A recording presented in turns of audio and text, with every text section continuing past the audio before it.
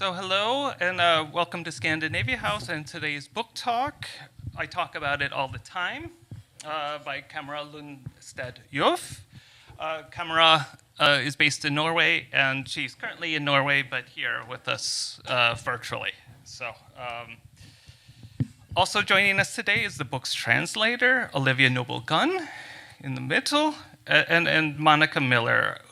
Olivia is a professor of Scandinavian Studies at the University of Washington, and Monica is a professor of Africana Studies and the chair of African Studies at Barnard College.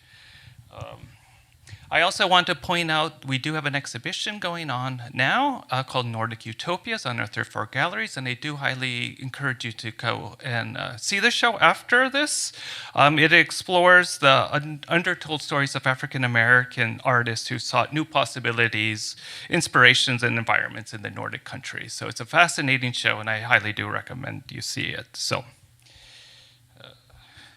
Camara Lundestad Joof is a 2020 to 24 playwright in residence at the National Theatre, the National Theatre in Oslo, Norway. Her works have been staged in Sweden, Denmark, Italy, and Germany. Her recent plays include Samtale med Bror, Conversations with Brother. I can't translate the other one. I don't know if, Olivia, you can do that. Am I on now? Yes. So the other play is called De må føde oss eller pule oss for å elske oss. They must birth us or fuck us to love us. And Olivia Noble Gunn is the associate professor at Scandinavian Studies and the Sverre Arestad Endowed Chair of Norwegian Studies at the University of Washington. She is the author of Empty Nurseries, Queer Occupants, Reproduction, and the Future of Ibsen's Late Plays. And Monica Miller, or Professor Miller, is specialized in African and American literature, cultural studies. Her research include 20th and 21st century African American literature, film, contemporary art, contemporary literature, and cultural studies in Black diaspora, performance studies, and intersectional studies in race and gender. There's two introductions to this book. Monica wrote one, and then we also have a professor at the University of Oregon wrote the other, and we will have a book talk with her in February, so please do visit the website scandinaviahouse.org. But now, welcome everyone to the stage, or welcome everyone. Thank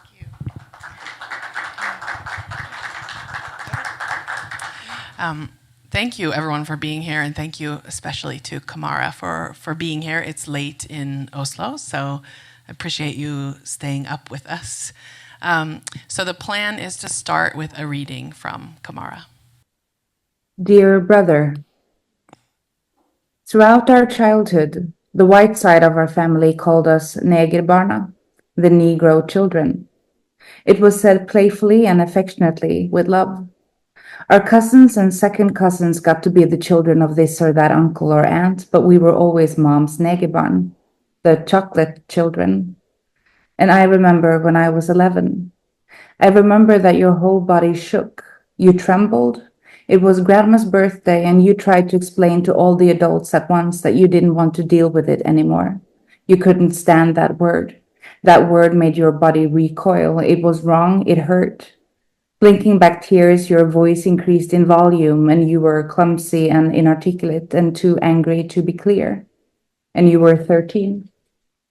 And then you were told that this is the way it's always been and this is the way it will always be. We have always used that word. People also call those chocolate pastries negerboller. Is everything we do suddenly wrong now? Oh my God, you've grown up in Norway, not in the United States. You're being very sensitive, my dear. We don't mean any harm by it. And then grandma turned to me and said, Camara doesn't have a problem with us using that word, right? And I answered that I didn't have a problem with it, that I actually liked it, that we do say negerbollar in this country after all, and that you were ridiculous if you thought that you were a gangster from the United States. Because when I agreed with the adults, they liked me better, and that was more important than if you liked me, because I thought you were a jerk. And you deflated like a balloon, you didn't pop. You must have understood that you were on your own. You went out into the backyard and you sat down. The adults said I should let you finish sulking in peace. I stayed inside and ate banana cake. It felt like I had won something. My body hadn't recoiled. Not yet. I dream about it at night. We've never talked about this, you and me, and I've never apologized. But I promise I will before this book goes to print.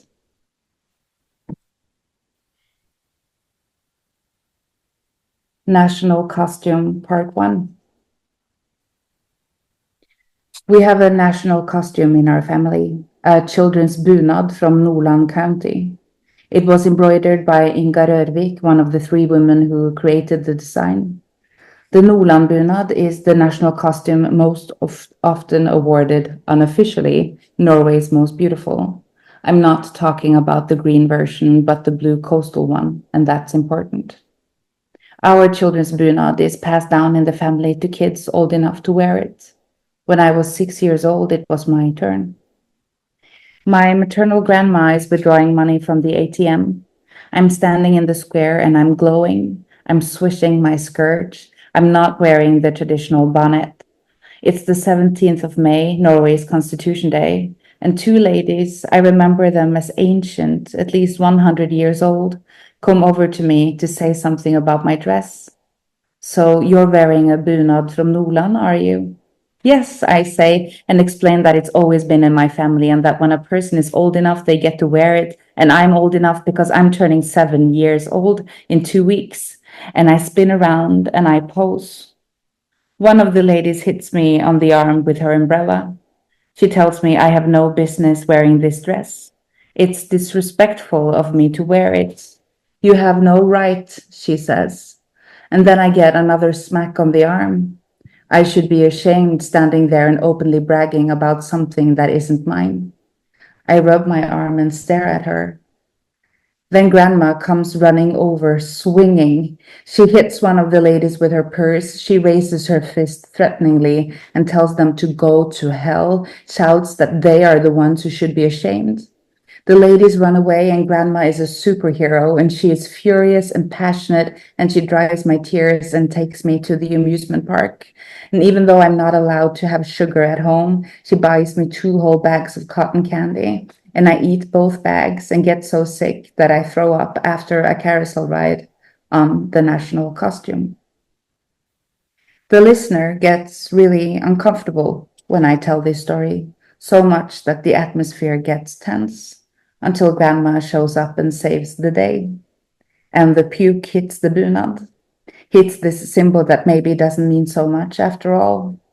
When the story is over, we sit there relieved, shocked, and in disbelief, but also with a feeling of amused relief.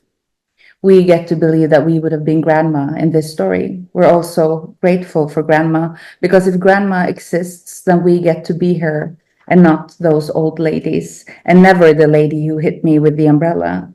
But what about her friend? The one who said nothing. Her silence was just as impactful as the umbrella to me. But the truth is that Grandma only arrived later, after the ladies had left. There's a line from hell at the ATM on the 17th of May. They did not have Venmo in the 1990s. Grandma couldn't help not being there, just like I couldn't help standing there. And because I didn't say anything, she couldn't do anything. And the smack wasn't so hard, and it wasn't long before I stopped rubbing my arm and got distracted by the parade. Still, when I was a teenager and started talking about what happened, I put Grandma in the story almost from the very beginning. Because without Grandma, the story is too much to bear. It's too much for the listener, and sometimes it's even too much for myself. And after all, it's just another thing that happened to me. The point of the story is to say this happened to me. It happened when I was little, when I didn't have the words to talk about it. I didn't have a language to explain it to anyone, so I didn't say anything. And as an adult, I am angry. I'm angry on behalf of the girl in the bunad, and I want to tell you about it. It matters to me that you understand why I'm angry, but I don't want to be the one who dominates the conversation again with a story about something that happened to me. This happened to me, again making everything about me and the color of my skin. So I turn it into a story about Grandma being the superhero, sometimes for your sake, but probably mostly for my own. Thank you very much. for that reading. And we will have time at the end for questions from the audience. There's so much to ask about and think about. As you're reading, a couple of things strike me. We thought we'd start by talking about the process of how the book came into being, how the translation came into being, then the process of the introduction. And so I'm sort of struck by, the first opening letter to your brother, and you're talking about, you're not a gangster from the USA, and here we are in New York. So the sort of changed places and spaces and the context around the process of bringing this book into English strike me there.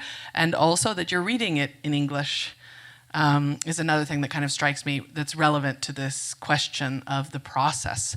So maybe we could start, and you could tell us a little bit about how this book came into being in Norwegian first. I can do that. First, I just want to say that it feels completely absurd to read it in English.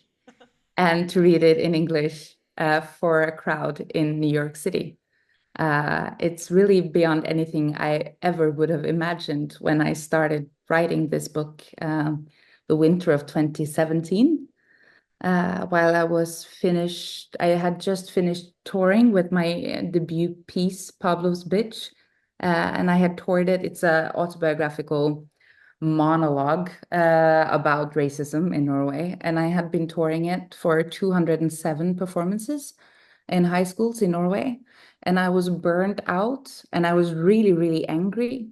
I was really upset because after the performance, each performance, I would have a 30 minutes after talk with the students and the teachers, and each school I visited, we had like the same conversation over and over again, talking about how there was nothing on the curriculum to help the students find a language to talk about racism in Norway. It was just non-existent within the Norwegian curriculum at the time. And if it was talked about when it came to right-wing extremism. It was talked about in the context of 22nd of July and the terrorist attack in 2011, and the murder of Benjamin Hermansen in 2001, a young black boy killed by neo-Nazis. So when Samlaget, which is the publishing house that contacted me about writing for a series that they had created called Norsk Røyndom, Norwegian Truths, I was, first of all, completely over talking about racism. I was so over it. So I said that I would write a book for their series if I could write a book about porn. And then I spent 4 months writing a book about porn, and it was not supposed to be about racism at all. But every time you say something like the hypersexualization of the black female body, then the editor writes back, what does that mean? And I would say, I don't want to talk about it because that's about racism and I don't want to write about racism. So I kept like getting stuck in this kind of loop of realizing that we don't have a language. We don't have a language. We don't have, how would you say, Olivia, oppslagsverk? Like we don't have a Wikipedia or a Wikipedia of racism in a Norwegian context. Like which a meant that reference it was, work. Yeah, sorry. Yeah, a reference Yeah. work. Yes, thank you. And that's when we started, I started writing this book because I wanted it to be a conversation opener, a start talking about race within a Norwegian context. Also because every time we would talk about race within a Norwegian context, we always would talk about the United States of America. And every time you talk about the United States of America, you also have to talk about culture wars, and you have to talk about agendas, and then it's so easily dismissed as something that we imported. And suddenly the discussion about racism in Norway was that we had imported racism from the United States with popular culture, that it was nothing part of our inherent structural issue, or how you would call it. And I guess that's at least how this text came into being, the motivation for writing it. Every time I would give interviews before I wrote this book, every journalist would always ask me, the first question would be, do we have racism in Norway? And nobody asks me that anymore. Now they ask, do we have structural racism in Norway? Which in many ways is it's a step for, it's a further step along and there's been written so many books about this topic since then. Books greater than my book. But here we are, and it's my book we're talking about. So I guess that's something. Thank you. Can you, Olivia, say a little bit about the translation, right? So how did you become aware of Camara's book and then make this decision to translate it? I mean, what she was just talking about in terms of the lack of language in Norway, but the kind of overdetermination of the language in the U.S., right? How did you negotiate that? Yeah, so I was given the book as a gift from a colleague at a conference, and I read it and thought, oh, I have to teach this, and I want to teach this in a particular class that I teach, sexuality in Scandinavia. But I hadn't been in contact with Camara, and I thought, okay, I'll just translate a little bit, like it'll work under fair use for my class. And I did that once, and then I thought, ooh, I really can't keep doing this. I need to get in touch with the author. So a little bit nervously, I reached out to Camara, emailed, and said, can I do this? Is it okay? And then Camara was extremely generous. We met, and she was like, what? So flattered. So flattered. So you expressed a lot of surprise that, like, okay, you're reading this book in a course in a university in the United States, and all the way in Seattle, far, far away. So I said, okay, well then can I translate the whole thing, and I'll look for a publisher, and that is kind of very simply how it came into being. But of course, the motivation was, how do I teach Scandinavia in the United States to students who can't read a Nordic language or a Scandinavian language? And how do I bring in materials that can help us to understand Scandinavia as not this sort of separate utopia drifting somewhere on the globe, but instead part of the world? And a lot of materials that would help me to do that are not available in English yet because they're new and they need translating. So this was just, and I do translate quite a few things to teach that class, so this was just an opportunity for me to bring in a perspective and a voice into that class that was very fresh and new. Do you want to talk about the introduction process? Sure. Yeah.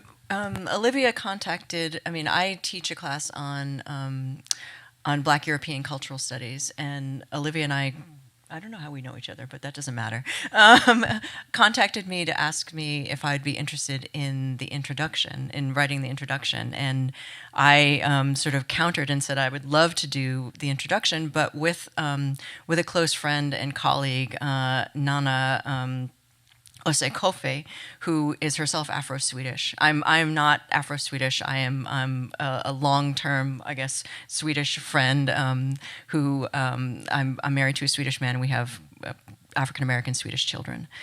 And what was interesting about the process of writing the introduction to this book was exactly negotiating the things that Camara was talking about, which was thinking about how to introduce. You were thinking about how to introduce this book and these ideas and vocabulary, or actually a kind of non-vocabulary of race and racism and blackness in Norway. Our task was to think about how to introduce a Scandinavian sort of racial structure system, right, to an American audience that often thinks it knows a lot, right, about how race works, about how blackness is thought about and perceived. So the conversations that Nana and I have been having with each other, right, me from the perspective of someone who is trained in African American studies and has a particular language of race, and the conversations that I've been having with Nana about how those structures, vocabularies, ideologies change, right, in the Nordic context. When Olivia asked us to, in some ways, have that conversation together and have it be the introduction to Camara's book, it was really exciting. The more exciting part is that the four of us actually got together and had a very long conversation about the book, about all of these issues that the book brings up, about translation, about the process of putting the book together, about the fact that, when I talk about it all the time, that the it is not named in the book, right? So the introduction really came out of that conversation, and for us it was really important that conversation, that this introduction be collaborative, right? That it be feminist, right? That it center both ideologies of blackness and anti-blackness, as well as a real sense of the fact that the things that Camara's talking about are both issues of race and gender, and feminism and sexuality. So that's how it came together. And I guess I will add, because you did ask about the translation, and I yes. forgot to address that, but I think that's not necessarily a conversation I've been as attuned to as a white American who's responsible for teaching this culture. And so one of the issues for me in the translation, originally sharing with students, was that the American N-word, this is what's stuck out to me. The American N-word is in the text, and that I initially decided to put like N star star star star star star star, and I told students that was my choice, and that's not what was happening in the book, but that they could ask me about the problems with that choice, because it's obviously not a perfect choice. And when it came time to publish this book and make it public, that was one of the things the press responded to, because they had assumed that was my translation, like the existence of the American N-word in the book. And they were like, you can't use that word. And I was like, it's not my word. And it has to be in there because, Camara is talking about experiences that she's had. So this is I ended up in the end leaving all the kind of anti-black language, or not kind of, the anti-black language in the book in the original, because that does translate. Mm-hmm. And there are kind of other discourses in Scandinavia about race that use a slightly different vocabulary. But leaving it in the original made it so that it does seem to work for American readers, but it also evokes these subtle, complex differences in like histories of usage and reclamation and rejection. So I don't know if we had talked about having another reading from the book. Do you want to respond maybe first to some of the things that Monica and I have been talking about? I think especially when it comes to anti-Black language, it is, I too I work as a translator, and I translated Claudia Rankine's Citizen to Norwegian, medborger. And while I was translating it, there was also a Swedish couple translating it and a Danish couple translating it, and that we were also two translators in Norway. And we had like a lot of discussion that was going around the usage of the American N-word. And in the Swedish translation, the translators had chosen to do the N star star star star star, which really upset us, the translators in the Norwegian issue, because we felt that they were censoring Claudia Rankine's own words to make it more palatable for them, because they thought it was difficult to write and therefore difficult to read. But I figured that it would be more difficult for Claudia to use it than it would be for the white translators of Sweden to retranslate it. But I did realize that there are a lot of slurs that are used in an American context that does not exist within a Norwegian context. And then suddenly you find yourself creating new slurs that you're introducing to the Norwegian language by creating them in Norwegian, and then wondering the ethics surrounding creating more anti-Black language to introduce in the Norwegian language.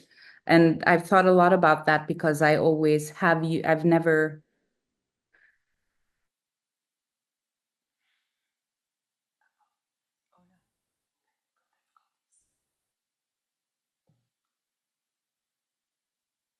when I write the N-word as about experiences that I've had where people have specifically called me different slurs, I've always been very adamant about using the slurs I've been called, because if I had to hear it, then you have to read it.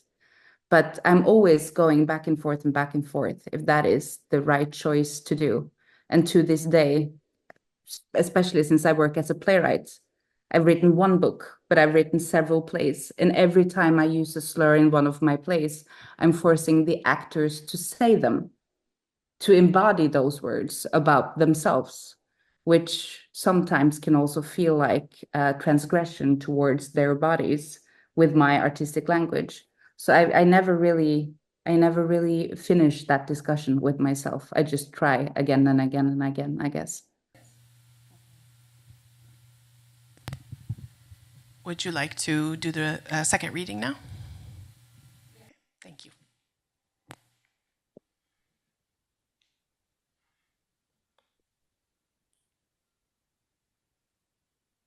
Brownness for sale. I have to confess that I don't really want to write this book. I'd rather write a book about vampires in outer space. When I was little, I wanted to be something I called AAA, astronaut, astronomer, archaeologist. I wanted to discover new planets, travel to them, and dig up old civilizations. And I always thought that all the mythological creatures we read about here on Earth were actually beings from space who had visited us in the past. I talk at conferences and demonstrations to government agencies and institutions. I write theater, I stand on stages, I talk with politicians, teachers, students, journalists. I answer long emails and short Facebook messages. I write this book. I'm afraid that my whole life is skin, that I myself have played a willing part. I'm afraid I've sold my brownness to the white public and now I'm capitalizing on it. I'm afraid I'm brown first and foremost, brown first and everything else afterwards. Brown first, then daughter, brown first, then friend, brown first, then artist. I'm probably most afraid that I won't be believed. What happens when all my work is based on my own experiences? I experience something, I document it, I pass it on. I go around remembering things. I note what they were wearing, what I was wearing, where we were, if it was raining. I categorize things. Did it happen because I'm queer? Because I'm a woman? Because I'm brown? Could it be a combination of all three? Have I considered that maybe that person was just having a bad day? Did it actually have anything to do with me? I read research reports, statistics, histories, books. I contextualize my experiences, recognizing the general framework, and I ask people to trust me, to believe me. How many stories do I have to collect before it's enough? How many witnesses do I have to call before it's confirmed, before people are convinced? I'm constantly aware that it's never been better to be a queer brown woman in Scandinavia than it is right now. I know this. How grateful should I be? I'm afraid we're regressing, progressing too slowly. I'm ungrateful and impatient. So I document. And deep inside, I'm afraid it doesn't help, that what I do doesn't really matter. Low frequency feelings. Writing this book makes me angry. I'm aware of it. I'm angry at my editor too, at the publisher, at myself, and at readers. I'm angry because it's all about finding a language that isn't didactic, that isn't aggressive, that isn't confrontational, that isn't moralizing, but it should be vulnerable, an open, searching, vulnerable language. My editor and I go back and forth about how hard I can come off in the opening of the book, because readers have to be able to get to know me before they notice my anger. She says my constant desire to quit could have a demoralizing effect if I haven't given a good explanation to as why I decide to quit all the time. And she's right. I write to her that it's fine by me if readers discover they don't like me, but it's not really about that. Not really. It's about walking a fine line, showing how difficult this is, how deeply it impacts me, but without looking like a victim, without looking like I'm complaining or ungrateful or unsympathetic. I'm afraid I don't have it in me anymore.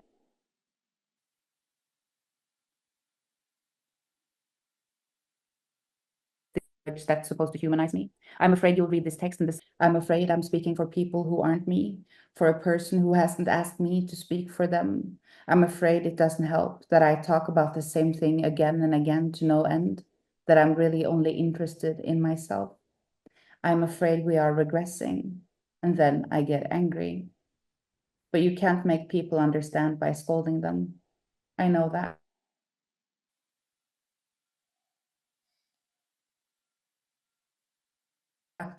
It's a low frequency feeling. Thank you. We're having every once in a while a little bit of glitch or delay in the yeah, but it's okay. Yeah, it's okay. Yeah, nothing to worry about.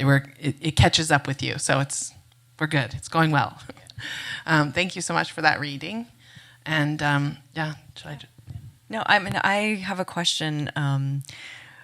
Well, for us, but firstly for Camara, the way that you talk in those two sections about the ways in which you have to, like the challenge of the book, right, is to, as in terms of the writing, right, is to in some ways pitch it very, very carefully and along a line, right, that allows you to be vulnerable but not a victim, that allows you to be angry but not too angry, right? So I'm very curious about how the book was received, right, in terms of your ability to actually hit that particular place.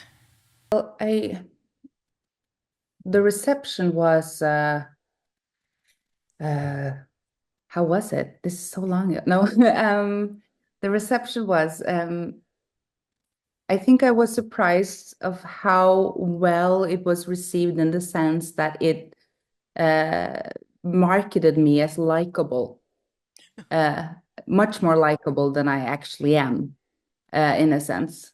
That discussing my anger diffused the anger for the reader, in a sense that made it palatable. So it really worked the way I had hoped it did. And then I also remember becoming angry when I was complimented for not being too angry.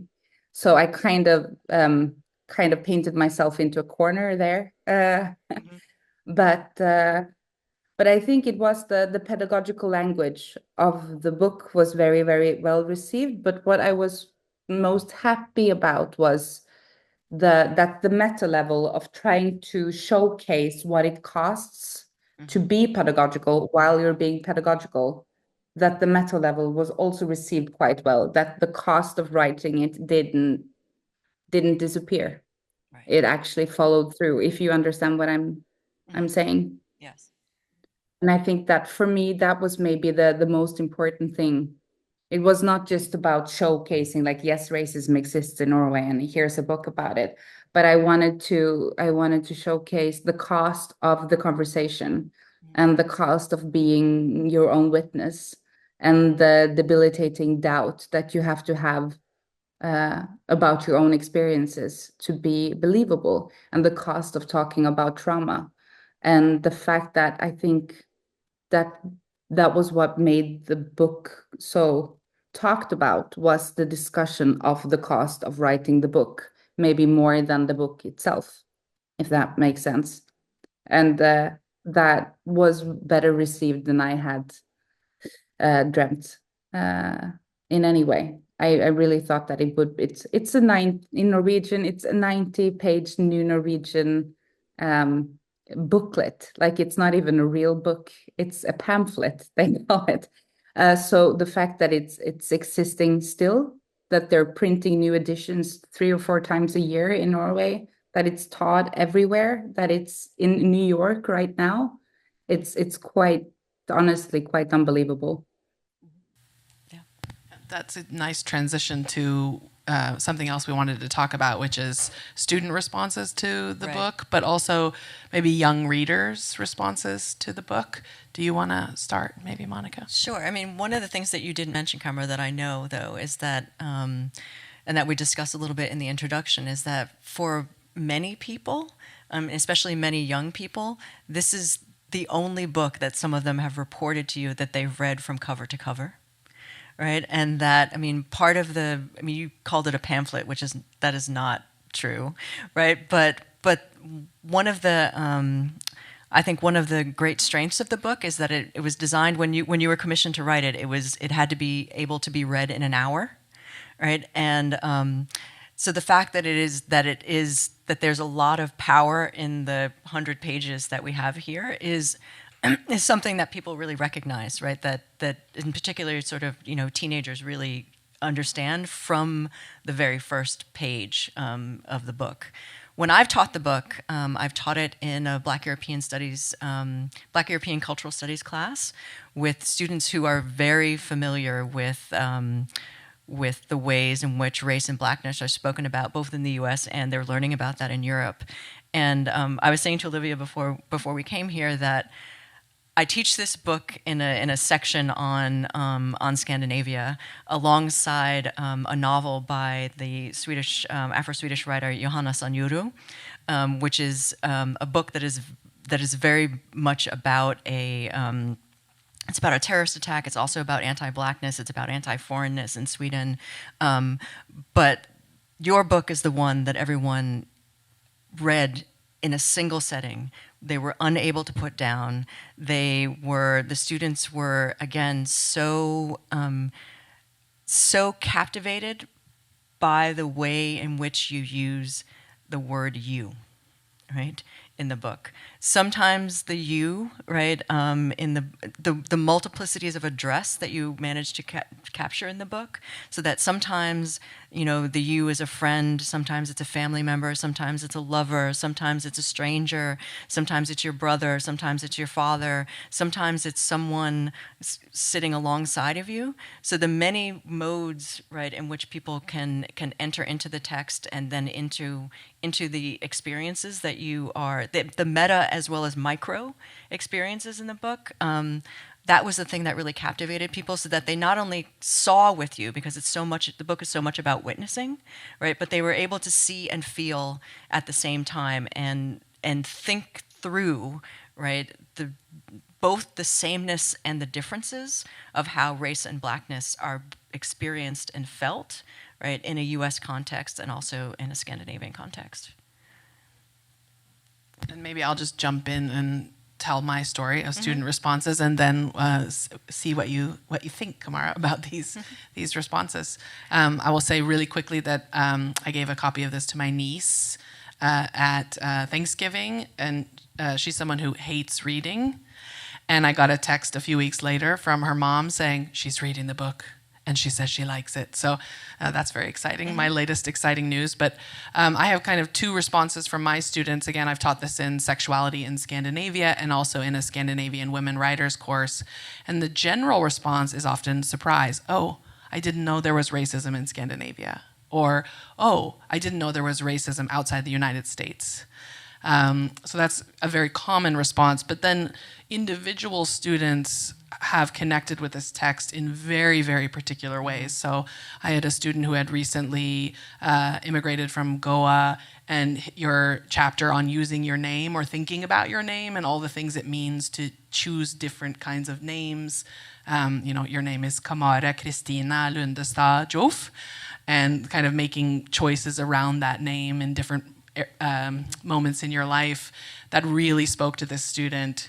And he was like, I'm going to start trying to use my name and not my, Americanized name I've been using. So, and that's just one example of very specific ways in which individual students have connected with the text. So I don't know if you have any responses to that, or just comments also about how young readers have responded to your book. Wow. I think here in Norway, it has been, I think, one of my favorite instances of talking about how this, because it's part of the high school curriculum in Norway. And this was at like a literature festival 2 years ago in a bar, 1 o'clock at night, way too many beers and glasses of red wine. This drunk woman stumbles over to me, and she's furious, absolutely furious, and very, very drunk. And then it turns out that she's a teacher, and she's forced to teach my book in her class because it's part of the curriculum. And now those students, and she really disliked her students, those students, they keep calling me a racist. And every time I say I'm not racist, they bring up your book. And they use your book to file the complaint to the principal, and they used your book to do it. And I think that might be like the proudest moment I've had with my book, because she was so mad that she had to teach it. And the fact that the students were using the book against her is maybe the biggest compliment I've had in a setting like, also, it's 1 o'clock and she was so mad. So I was also quite shook of having this kind of like strange lady in her 50s coming and cussing me out in a bar, but also like very, very grateful that she did, because that meant that I could, and I was like, which school do you work? I can send some copies. Do they need like a library set? I'm all about giving that school as many books as they want. But I think that the fact that the book has been part of giving students a language to address topics with their teachers is maybe for me the most important thing. It was advertised that it takes a shorter amount to read than watching an episode of Game of Thrones or something. It was like part of the advertisement for it, which is true. And I don't know if the Game of Thrones is not on anymore, but I think that the fact that it was accessible, that it was forced to be within this format, that they called it a pamphlet and not a book, even though now it's suddenly a book. I think it was quite effective in the way of of not being too daunting to pick up, and that it has short pages and it has a lot of air, and you can put it down and you can pick it up, and it doesn't really have a plot in the sense that you have to follow the suspense somewhere. You can just read small excerpts of it. I really do enjoy things to be meme-sized as well as part of my generation. So it works. Thank you. So we both have, we have lots of questions for you, but we're going to keep it to one question each, I think, something. Yeah. And we're doing great on time, actually, so that's good. Yeah, maybe Monica, do you want to start first with your question for Camara? Now you're forcing me to figure out what the question was, or what question I want to ask now. Sure.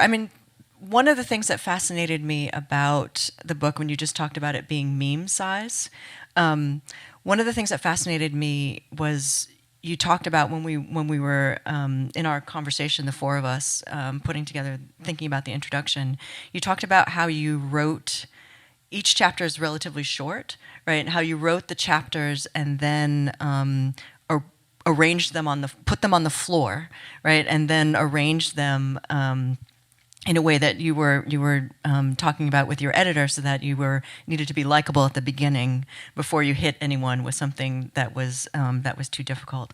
I want to know. I'm really interested in the process even before that moment when the memes hit the floor. How did you write? How did you write out how did you begin to write, right? And was the short? How did you come upon the short chapters, right? Was that for you, or was it for the reader? It was for me. I think initially I started, I always do this though when I write, I always start with smaller texts. Even though this was, maybe the fourth thing I ever wrote. So maybe this is where I started with smaller text when I think about it. But it was for me, I was surprised, really, really surprised, the toll it took on me, the re-traumatization of trying to come up or actively remembering so many microaggressions and huge transgressions and violence that had happened to me. And I think also after touring and talking about racism, I was quite burned out. I was quite burned out after that school tour. So I needed to do small texts that I could leave and come back to. And I think my plan initially was to sew them together, to find like a bigger patchwork of not having them stand so separately, not having it to be this epic dramaturgy. But when I realized that I needed breaks from remembering, I figured I could give the same breaks to the reader as well, because maybe they would need it as much as I did, especially if the reader had experienced racism themselves. But also, I think I was thinking a lot about, sitting in panels, talking about racism in Norway, talking about this book, but also my earlier work. There would always, after each show, come up often a woman, often white, often in her 40s, crying, saying, I didn't know. I'm so, I didn't know. I did not know that we had this in Norway. I did not know. And I would be filled with this immense rage of like, how could we grow up in the same decades, me knowing so well and you not knowing at all? But then I also realized that for the reader who did not know and were now finding out for the first time, that's a lot. It's a lot to take in if you don't know, if you've never thought about it, if it's not if you think it's something that only happens across the Atlantic and not in your neighborhood, in your own school, in your kids' kindergarten. It's a lot to take in. It's a lot to having experienced, but I also had to realize that it's a lot to take in. So if I want them to really take it in, I have to portion it out because it hurts. It hurts us all. Yeah, I have a related question. I think, especially hearing your response to Monica's question, I'm curious about. So, there's the end of the book. You have an invitation, or you describe the book in a way that I think of as a sort of gift and a request or an idea that everyone can carry this book. And then the book itself, though, has been quite a lot to carry, as you've just been talking about, and has these elements of being a burden that you then address in a kind of meta way in the book itself. In the chapter you've read about, I'm angry at my editor, we go back and forth. How angry am I allowed to be? How do I curate myself in just the right way so that people can get this line you were talking about, people, it's not too much and it's just enough, and people feel that, that they need to be self-critical and think about their own roles, but not too much, And then, so that's very present in this book. And then, of course, now you've done many things since you've written this book, but one of the things you've done is work as the playwright in residence at the National Theatre in Oslo. And I'm wondering about how much this has carried over into your scripts for the theater, your plays. And those plays are fictional, so there's this genre difference that's happening that maybe you'd like to address. And then also, how much of this carries over this? I know in some ways some of it does, because I've read the plays and I've gotten to see some of them, which I feel lucky about. But so I know some of it carries over, but I'm wondering how much of it, and if there's some kind of freeing space to be harder, to be a little angrier, to be a little less generous in those plays, or if this is a burden that continues kind of no matter what angle you take on it. I think it's, of course, it does carry over. I think my body of work has always pertained to these issues. And I know that, when you work with autofiction, do you call it autofictional in English? Yeah, I would call them autofictional, yes. Yeah. These are in many ways partly autofictional, partly fictional. It's theater. You can do whatever you want. Which, when you worked with, I think what almost drove me crazy writing this book was the burden of truth, because it is a non-fiction book, and in Norway that is the the difference in genres when it comes to nonfiction and fiction is quite clear. Like, you can't blur them. You have to call it either fiction or nonfiction when it's published, because it's about funding. Who pays for the book and who buys it for the library? Is it fiction or nonfiction? So you have to be very, very clear. And if it is nonfiction, then you have the burden of truth, of proof, because then it can be used within the curriculum as truth. It is taught as truth because I say it's true. But when it comes to being your own witness, and when it comes to writing about something that you really can't research in the same way, at least I couldn't when I wrote this book, the burden of truth sometimes becomes unbearable. Because what if you misremember? What if you misremember something that you have promised the reader is truth? And that's what's great about theater. Like, you can do whatever you want. And I have been taking some of my own stories and then other people's stories, but most of my own stories, and I've been reimagining them in different ways. Wondering if I was in that situation, but I reacted like this. If I was in that situation that I know that I wasn't, but I reacted in a different way, what kind of world am I building then? What kind of conversation? What kind of relationships? And I think I'm writing my last play for the National Theatre right now. We start rehearsal the 2nd of January and we premiere in March. And this last play is called Denne gangen handler det faktisk ikke om deg, mamma, which is this time it's actually not about you, mother. It's in many ways about the difficulties of being a white mom raising Black children in Norway. But it's also about poverty and the welfare system and what you inherit. And it's mostly about me becoming a mother and giving my Blackness to a child and wondering what kind of life they will have within the Norwegian context. And of course, it's not about my child and it's not about my mom. But I use some stories from the book that is about my mom and from my childhood, which always makes the reviewers speculate a lot. What is true, what is not true?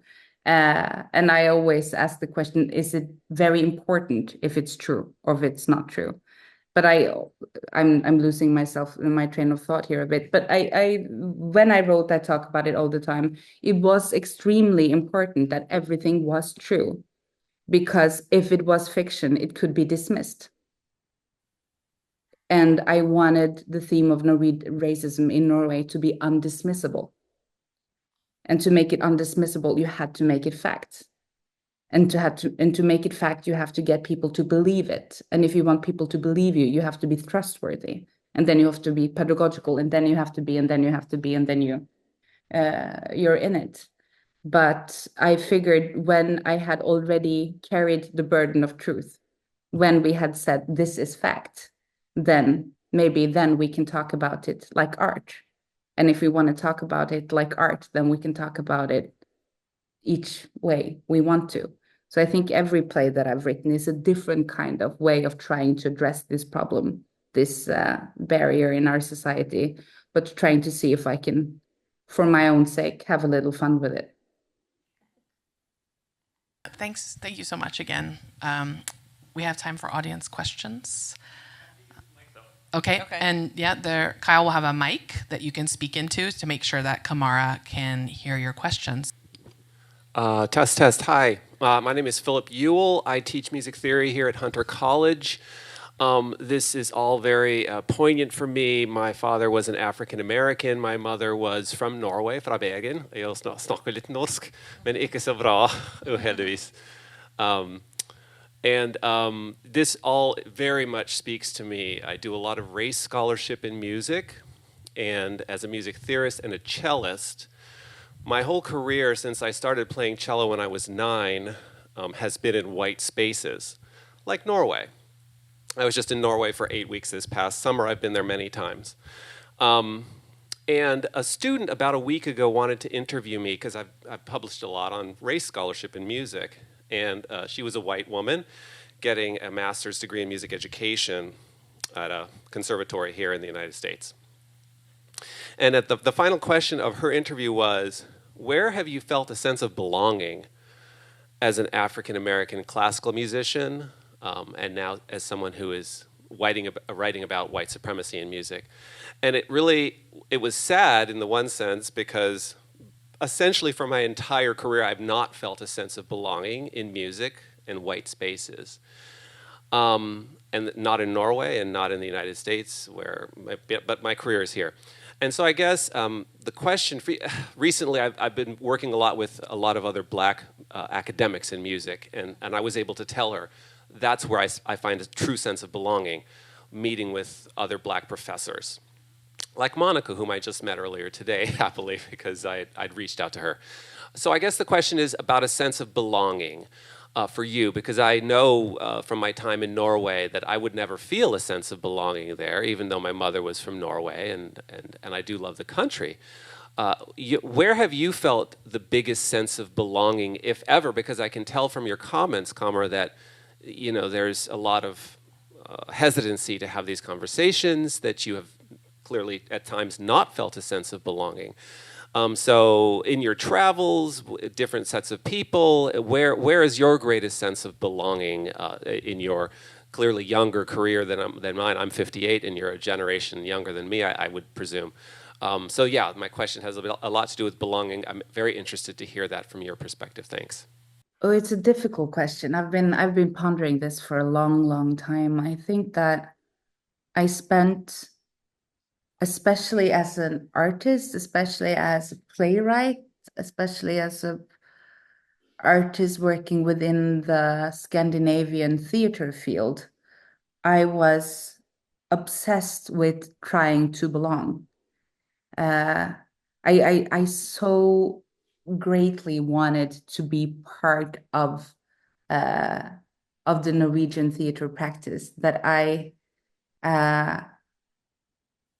how do I say this? I was in the beginning of my career, I was almost willing to do anything. So I think that capitalizing on my own whiteness of trying to belong within the Norwegian theater field, because my mother is Norwegian and because I am more brown than I am Black, because I have the language skills. I was obsessed in my 20s to have a seat at the table and to belong within the Norwegian theater field, often at the expense of other voices. Because the second you would work with too many Black people within a project, it became an immigrant project or a diversity project, and not an artistic project. And for so many years, I just accepted those premises of what was had value as art and what did not have the same value as art. So I exhausted myself trying to belong within those spaces. And while trying to belong, I didn't realize that I was actively excluding other voices from being heard.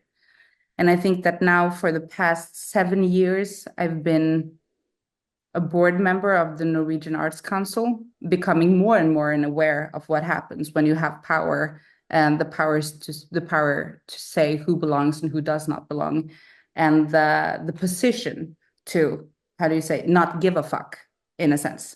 When the more power you get, the more position you get, the less you can care about belonging. So for me, finding places to belong is quite recent. I think it's only within the past years I've been able, like 2-3 years, I've been able to create a space of belonging, at least within my own work.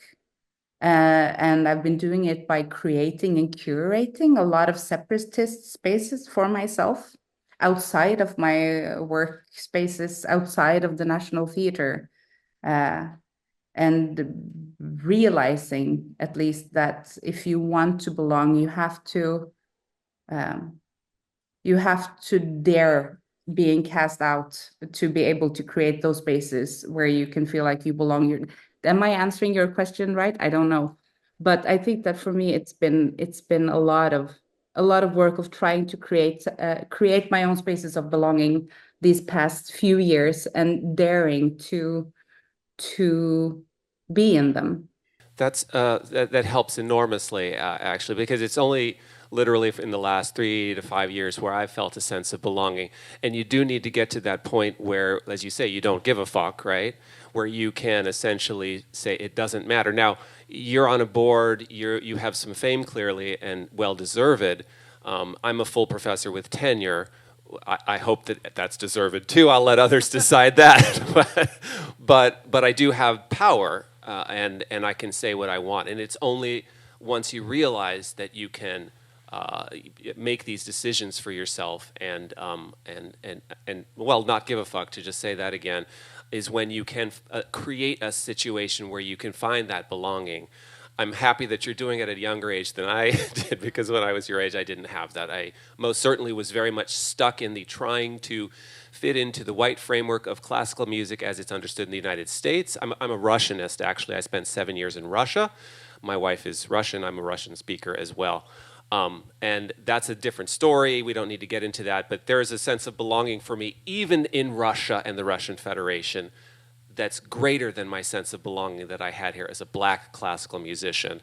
That's why people like Paul Robeson went to Russia, or a whole host of African-American intellectuals went to Europe, and you all know of these stories. And I would cite here Kira Thurman's really great book, Singing Like Germans, if you're interested. It's about many Americans, black Americans, who went to study music in Europe. And I've talked too long. Thank you so much. Thank you so much. This is super interesting. You talked a lot about fiction versus nonfiction. Theory. Is there a theory that you were reading? Did you engage theory at all in this process? Or is self-conscious kind of drawing on a particular body of theory that was helpful to you? Not when I wrote this book. No, I was not drawing on any particular theory. I think for me, it was most of the theory that was available to me was American. Some French, some English, but most of the theory that was available to me was American. And I have read a lot of it these past years. But I think while I was writing this book, which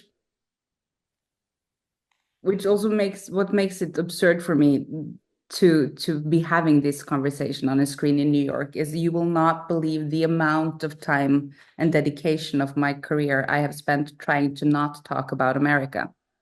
Just don't talk about America. It's like a mantra before anything I do. My entire adult career, it's been don't talk about America, don't talk about America. So trying to find a translation within the American context has always is mind-boggling for me. Because if you talk about America in Norway, then everything you say after that will be dismissed as imported from America. So for me also, most of the theory pertaining to anti-racist discussion would also be American. So it was very important for me to try to find something that was inherently Norwegian, even though that may not exist and I may not have done it. I think for me, it was so important to have so few things that could be traced to America, while still recognizing that, of course, the American discourse, is part of everything, fundamentally everything we talk about in Europe and in the rest of the Western society and the world, because you're quite imperialistic. So I do start with the Audre Lorde quote as a nod to America. But I think the only time I talk about America in the book is in a chapter called The Rope, when I talk about what we export from Norway to the United States, which is right-wing extremism, because we're very good at it, and you guys are getting very good at it too. But the academical theory discourse is quite lacking in my book. And I think also for myself, I only have a high school education. I never studied beyond high school. I went straight into theater. So I was also quite... the imposter syndrome of trying to use a theoretical academical discourse to write was daunting for me.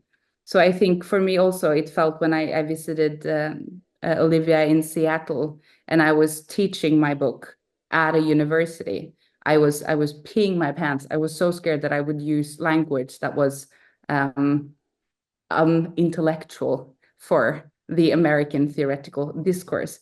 But in the end, you know, you get older and you just kind of start enjoying it. So I think the anti-theoretical part of my book might be my favorite thing about it now. But at the time, I was quite embarrassed that I didn't have any theory to put in it. But I mean, Camara, one of the things that was so interesting to me and also to my students when we were reading it is all of the reading that you did but did not want to reference. Right, we could see Audre Lorde, we could see Toni Morrison, we could see so many. I've never read Toni Morrison. I'm very embarrassed about that. But there's certain way. But what I was going to say is, like you said, you were really proud of the sort of anti-intellectual things. I mean, one of the things that Black Studies is so interested in is not just theories of Blackness and anti-Blackness, but also theories that are related to embodiment. Right? So what you have in your book, right, is absolutely related to being in the world, right, in a brown, black body, right, which is so much what those theorists, right, are writing about. So even though you might not have had that specific background, like the kind of Black feminist impetus, right, to think about embodied experience is everywhere in your book, and is something that me and my class and Nana, that we all saw so much in your book. So even if there's not a footnote, right? It's more of like you created an atmosphere and an environment, right, in which the text lives inside of that. Give yourself some credit.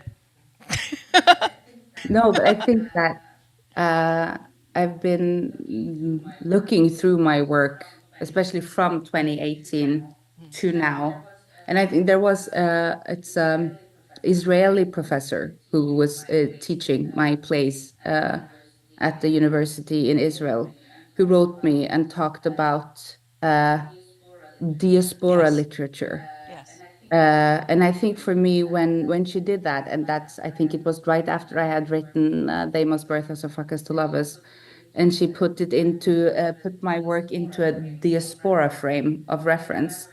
I remember this sense of elation and relief in my body of being placed within something greater than just the Norwegian discourse. Absolutely. That it was possible to see my work outside of this very, very sometimes narrow, role that it's easy to paint for yourself within a small society, which also made me read up on a lot of new West African fiction, science fiction mostly, to see what kind of like Afrofuturistic references are out there and how they can be embodied in the present. So I think that there is so much happening on the literature front in the African continent, and it has placement in a lot of academic theory, but there is also something very, very inherent cultural about storytelling, and the sense of it insisting on being non-academic, the oral traditions of telling stories that I've been researching a lot lately to see like where does this come from, when in the sense where do I come from, you know, of also rediscovering or re-establishing myself as part of the Gambian diaspora, not just the Norwegian diaspora when I'm traveling with my art.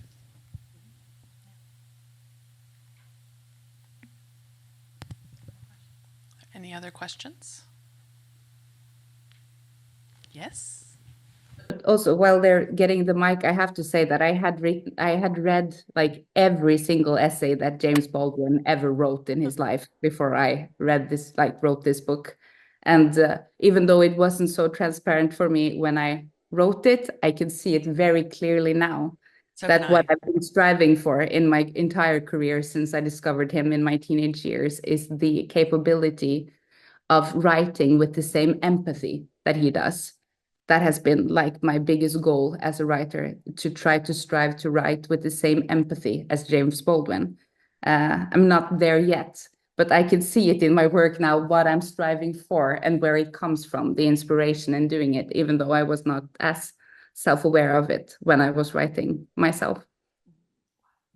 It's really inspiring to hear about your creative process, and something that struck me in what you were describing about fiction versus nonfiction, and that you didn't want this book to be dismissible, so you decided to write it nonfiction or to just tell the truth. And I'm curious, as a playwright, that frame of reference of, do you feel that your work is dismissible as a theater playwright artist? Is it inverse in that way? Or how do you, I guess the question is, like, how do you perceive that in relation to what you said around you didn't want it to be dismissible? So how do you feel your position is in then spending most of your time writing fiction for theater? No, I think I when I started writing theater, I wrote documentary theater, most exclusively, autobiographical theater and theater based on, it would say like documentary theater all over the posters, because it would be based on interviews with other people. But then I think I realized, also because I write a lot about my own experiences and I write a lot about my family, I realized that I had to, it has, if I, at least now, at the point where I am now and what I want to write about now and what's important to me to write about now, if I insist on writing nonfiction, I can't be honest, I've realized. I can only speak my truth now within fictional universes.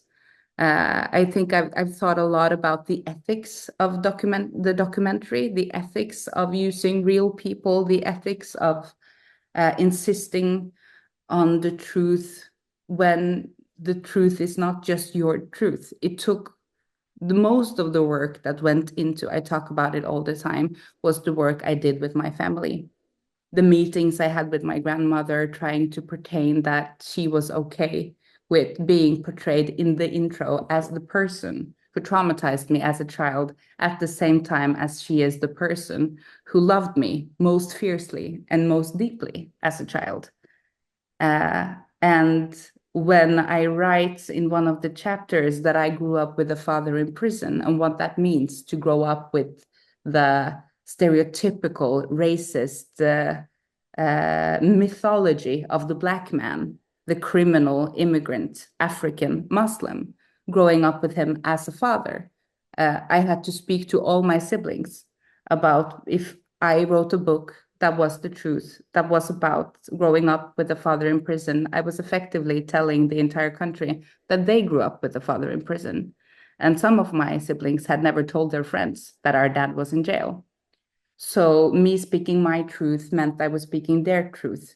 And the entire, the work that I felt was necessary to do to make sure that everybody was emotionally taken care of in the process of me writing my book was very, very important to me. But it also meant that there were hänsyn. How would you say that? Attention or care. There was care. There was care that, for me, the care of my family was more important than the book. But progressing further out in my artistic space, I realized that I also wanted the possibility to say something, anything, that did not have to be readdressable back to my family. To write a story about a bad mother did not have to mean that my mother was bad. So for me, the freedom of being able to work within fiction means that I also can talk about the inherently difficulty of being a Black body in a white family, without it always having to be my family that has to carry the burden of being that white family, if that makes sense. That there are some freedoms that I think that now, since the conversation does not begin with, is there racism in Norway? Now we talk about, is there structural racism in Norway? I have bought myself the freedom to experiment more, since I talk about it all the time, was not dismissed. And I think that if people want to, the point of my theater pieces is no longer to convince people if racism is real. Therefore, they are free to dismiss me, because that's not the goal of my writing within the theater space. Within the theater space, I am more invested in exploring either the feeling, the rage, the comedy, the sorrow, to explore the feelings of living with a Black body to the extreme. And if those feelings are dismissed, I think that sometimes becomes kind of part of the performance. Sometimes I just leave the audience in the room all alone and let the actors walk out. I don't know, to make sure that we're not accountable to the audience at the National Theatre while we're exploring our stories. Thank you. That was an incredible answer. I really appreciate it. Yeah. Yes. Yeah. Yes, it was very, it's just very inspiring, because you're so articulate about how you're processing that space. And to me, as I'm a dance artist, choreographer, so to me, you're speaking about full embodiment as you're writing. That's what it feels like to me. So that's, your deepest truth is coming through your artistic realm. And I love how you speak about buying your freedom to do that. Through the writing of the nonfiction, and then also the burden of the people that you have to care for when you write, facts, or what's considered facts, I guess. Yeah. Thank you so much. Excuse me while I continue to just think through this question as I kind of, ask it, but going along with talking about your process, I'm curious about, like, in speaking about kind of like you living, or you writing about this embodied experience. You said something earlier about how kind of in the response or in the surprise that people have about kind of like this racism that exists in Norway, or about the experiences that you had, and you kind of your response was like, how could you not know? But yet in writing this book, you're having to kind of edit your experiences and your life. So there's, I'm assuming at certain points, like, you understand that there's like a point of reference for them to like jump off of. I don't know if that makes sense, but there's like some sort of like general basis of knowledge that then they can come into these deeper experiences that they might not know as much about. And I'm curious like how you have chosen to talk about like the specific experiences in order to give the most in-depth kind of like explanations or like kind of like revelations into these, these experiences that maybe people don't know as much about.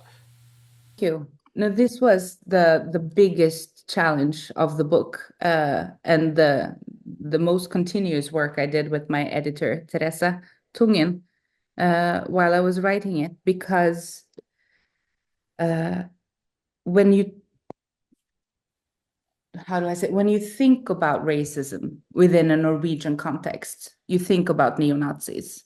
You think about World War II, but you also think about neo-Nazis, and you think about the 90s, and you think about dead kids. Mostly, that's what you think about, or used to think about, when you were talking about racism within a Norwegian context. And I had and have stories that pertain very well to that.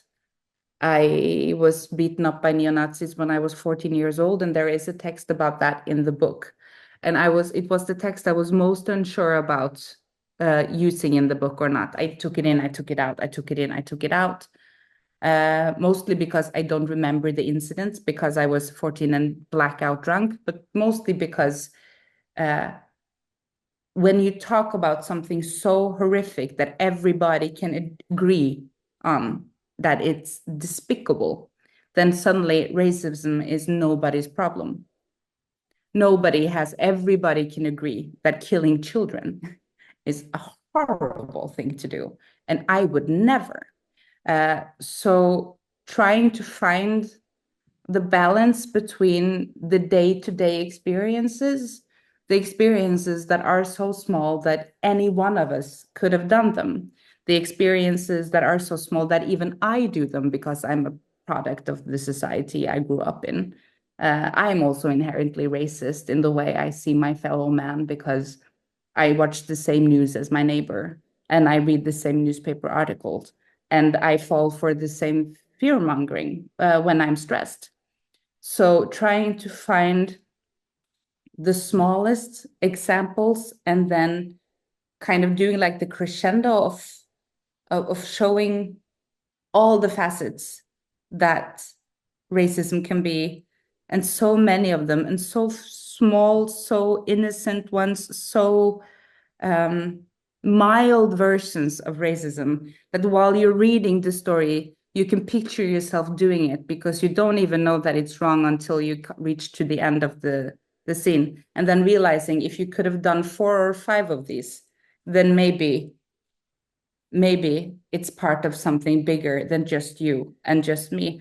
And I think the puzzle, that the amount of energy it went into the puzzle of trying to piece those stories together to try to get the person who does not want to believe that this is real to realize that not only is it real, but it's also inherently part of them. And therefore they can also change it or do something about it. It felt almost like manipulation, trying to create that dramaturgy. So I think that was finding the stories, writing the stories down. That did not take that much because it was sadly very easy to remember 50 racist incidents from my life. That took me about 2.5 weeks to write those processes in the book. But trying to choose what kind of racism is palatable, trying to choose where you start so you can complain but still be likable, and then also trying to not dismiss the horrors of the extreme and the extremism that is part of European and American society in the Western world today when it comes to the aftermaths of colonialism, the aftermaths of slavery, the aftermaths of hundreds of years of anti-Black language that we all take into us. I think that was the biggest challenge. And I had to use white people to be able to do it. I had to find readers, people that I kind of knew, and tried to kind of knew that they did not want to talk about these kind of themes, tried to find guest readers in the entire process that were inherently skeptical to the project to see how they would, when would I get them on board? When would they say, is this really, if this is really true and this is really true, then what does that mean all put together? So it was kind of like creating a big puzzle piece, trying to, or like a domino, trying to make a domino effect. If you believe that, then you will believe this, then you will believe this. But it's tricky because my life did not happen in that linear way that the book does. So it would be easy to just write all the shit that happens chronological from my point of view. That's how I started with my childhood, my teenage years, getting older, work life, and then I had to mix it up. If that makes 100% sense. Yeah, thank you for kind of like parsing through my question for that, and doing that all within like a Game of Thrones episode is like that. Yeah, it's really, I understand what you mean by the difficulty of it. So thank you so much. Thank you again, Camara, for being here with us today. And hopefully you didn't just freeze. Oh, no. Be strange timing. Hopefully she'll be back. That's been the pattern. There she is. Okay. Thank you for sharing these stories and your brilliance with us today. This was really fascinating, and I learn so much every time I have the opportunity to work with you. So thank you for letting me do the translation. I really appreciate it. And thank you so much, Monica, for agreeing to be here today and for writing the introduction together with Dr. Ose Kofi. Who says hello, Camara? Yes. Yes. And as Kyle said, in the end of in my translator's note, I talk about this book as a gift and being able to translate it as a gift. And so Scandinavia House is going to offer everyone here the gift of a copy of the book. Yes. Which is wonderful. Thank you. And this has been so great. And I hope you can rest this evening since it's late in Oslo. Thank you so much, Camara. Thank you. Thank you so much. Thank you.